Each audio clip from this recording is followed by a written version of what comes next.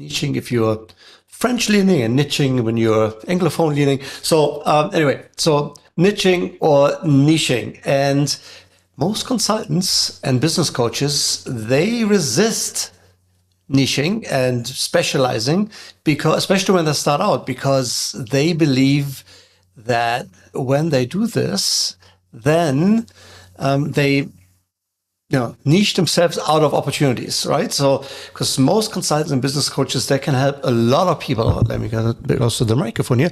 Can help a lot of people with a lot of challenges. Yes, most of them are super smart, hardworking, and especially when you do not have enough clients, you feel like, so what if, I position myself here and I'm not getting enough clients? On the other hand, there are a lot of other people there that I also could help, but they do not contact me because they don't think I can help. All right.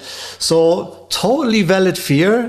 But here's the irony. The more you generalize, the less likely you get clients. Why? Because we all like to work with specialists. Specialists get paid more and they are being sought out more. If you needed shoulder surgery today, would you go to the one surgeon in town who's specialized in shoulders, or would you go to a foot specialist or general specialist? No, you would take the shoulder specialist if you can afford it, of course.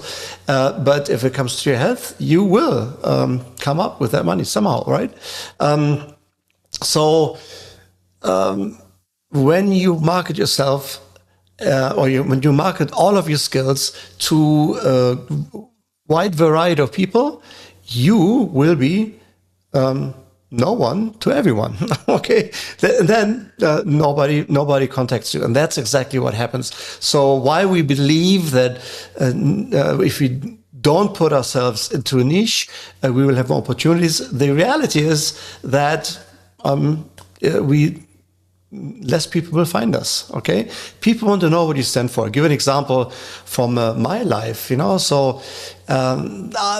For a long time, a period of my life, I was what is called a localization consultant. So I helped clients translate their content into other languages and change like colors and appearance and UI so that it was more appropriate for the target country. It's called localization. And a very small niche. And that also involved, of course, working with the IT teams, working with content teams, working with tech talk teams, working with implementers, marketers, and so on. But specialization was localization. At the same time, the Department of Defense called me and asked me if I could come in to Fort Belvoir in Virginia and help an A-team out, because like when A teams go to what they do is they extract people from other countries, and sometimes the ambassador of that country does not allow them to bring their guns, right? But they can always bring their knives. So that's when I come in, and so I was asked to show the team how to, smash the window of a side window of a car, pull somebody out, pin them to the ground, put the handcuffs on, and stuff them back into the Suburban. And so very like physical work, but it requires a lot of specialization, right? So it needs to be coordinated between the team members. A lot of things can happen. You need to coordinate, you need speed, you need surprise, you need violence of action. You need the team to work together. The driver may have a gun, may have a knife. Driver may have may accelerate. Maybe for some reason drives a car where the steering wheel is on the other side, right? So, or has a passenger. So like a lot of things that can happen that you need to be prepared for. And so we trained there at Fort Belvoir, and then went to a classified site and trained it there so that it looked like a real condition. And what we did is hard work, right? I did it with them. I went in the car, pulled it out, rode with them in the dust, and it was raining that day, so it was like all muddy, because you never know what weather conditions you'll be in, right? So, but then when I told them, in real life, I'm really just a desk jockey, right? So I just I just help people localize their content from English to to Chinese. They couldn't believe it, right? Because we door kickers, we typically do not like desk jobs, right? On the other hand, my localizations clients who saw me also testify to the US Senate on the importance of professional development for the US economic security, they couldn't believe that either, right? Because somebody who sits there with suit and tie and is a consultant and works with developers and IT teams and HR and operations through all of these complex issues is not a door kicker. Okay, so two different worlds, and when people see you in those two different worlds, they're confused, right? And a confused mind does not take action. That's what I've learned. So I was able to balance that, but I kept those worlds relatively apart. So if you go to my LinkedIn profile, you will never read about that. Why? Because people that hire me for consulting, they don't, or coaching, they don't go to LinkedIn. Oh, well, no, they go to LinkedIn, but not to the other sites. Okay, so that's that. So niching helps you, but yes, how do you find that balance? How do you niche and don't niche yourself out of opportunities? And therefore, here's what I suggest you do: just give them that sentence. I help clients with a whole range of business challenges. And I have also, I have a specialty in, and then whatever the specialty is, right? So I would say I have clients with a whole range of problems, but my specialty is really in localization, right? So that way you leave the door open, okay? Because here's the thing. All consulting leads to more consulting, right? So if you are a localization consulting, you will eventually talk to the marketing department and talk about messaging and how messaging is different in China and in Germany versus the United States, right? So when you talk about marketing, you also talk about terminology, and terminology then leads to a conversation on technical documentation, right? So what terms are they using there? For example, brand names that you need to adhere to in your marketing. Once you go that, you talk about authoring tools and DITA and XML and whole different world, and that leads to terminology management and data transfer, and then sure enough, you have a conversation with the IT team on IT architecture, right? So every consulting leads to other consulting if you do it right, okay?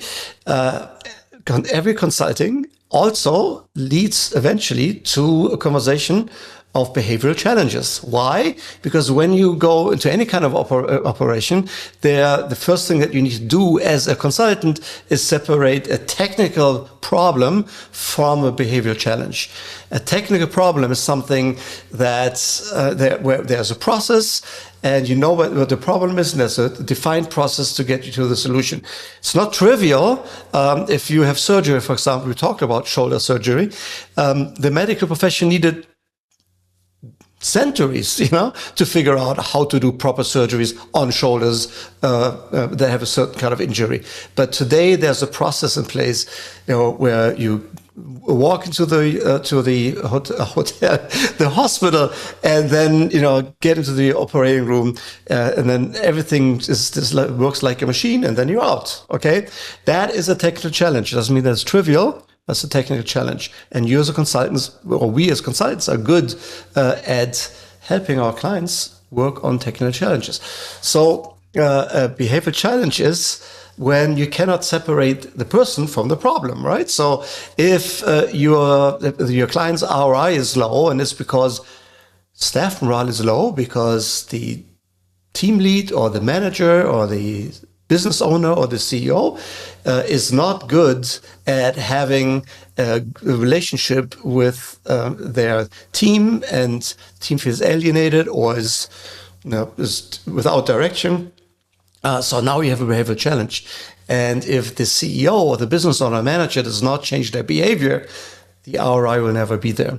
And that's why when you niche, you get in somewhere, and suddenly you can choose what you want to take and what you don't want to take. You just need to get in, and you get in with a challenge that you can solve. And here's how I wanted to share with you a quick approach how to do this. When we look at niching, there are three things that we want to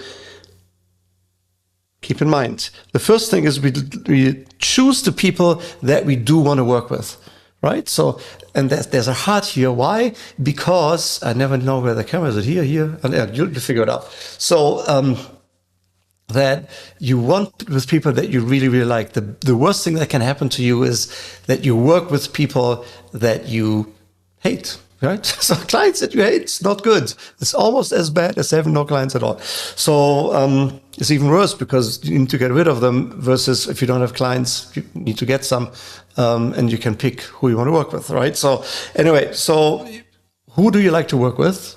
And these should be people that if they didn't pay you, you would enjoy being at a bar with them, having a drink, having a cup of tea, and enjoy the conversation.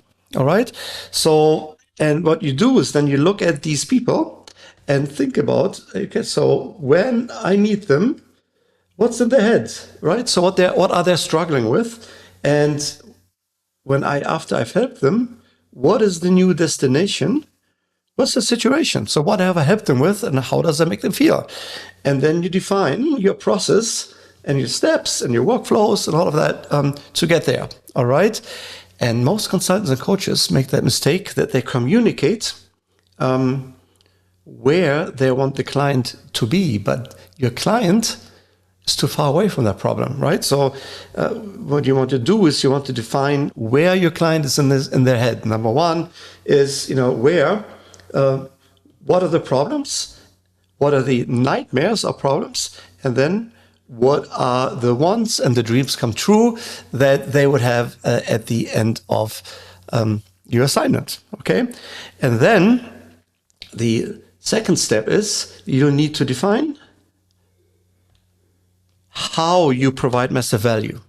And there are three areas that are virtually recession-proof. I've showed that a few times.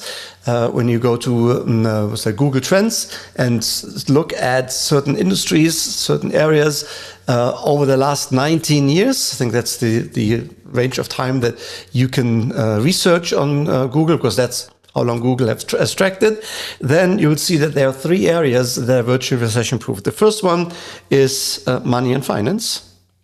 Yes. The second one is health and relationship, and the third one is beauty. Yes, beauty. I have no icon here for beauty. So, let me put a sun in here, right? So we have love and relationship. So, sun. Let's put a sun here. Cool. So we have money, love and relationship, and health and beauty. Okay. And so you can, for example, be a consultant, a diversity consultant, and help somebody, like company, to be more effective, or helping a CEO to improve the relationship between management and their staff by being more cultural aware, right? Or aware of diversity issues, for example. But you can also just dive in right into productivity and start there, right?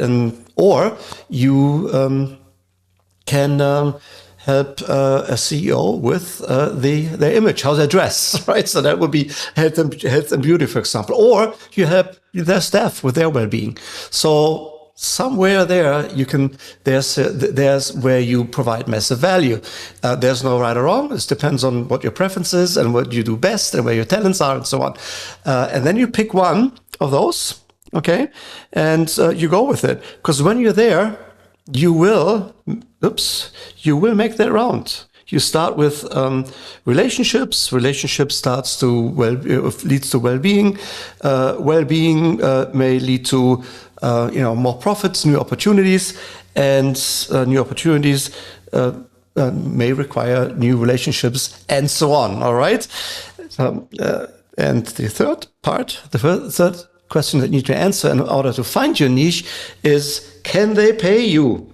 Okay, so you may find people that, or companies that need you, but they don't pay you, they cannot pay you. And then you have a good niche that doesn't make money. Okay, we are in business because we also want to make money, and so think about how you narrow down the big group of the people that you love into people down to a group of people that can also pay you, and that's your niche. Okay, and once you're there, you take that phrase that goes like, let me read it here, because otherwise I know I will give you a variation and confuse the hell out of you, because that's what I do. So I help clients with a whole range of business challenges, and I have a specialty in localization. Okay, I help clients with a whole range of challenges or business challenges, and I have a specialty in localization. Right, I help clients with a whole range of business challenges, and I'm specialized in staff well-being, and I'm specialized in diversity, and I'm specialized in automation, and I'm specialized in increasing ROI. Okay, cool. So I hope that helps. Put down here. Let me know what was most helpful, and give me some other examples, what you would say. Let me know what you do. What is the one specialty that you help people with? And put that into a sentence. I'd love to read it. All right? Bye. Where am I? Bye.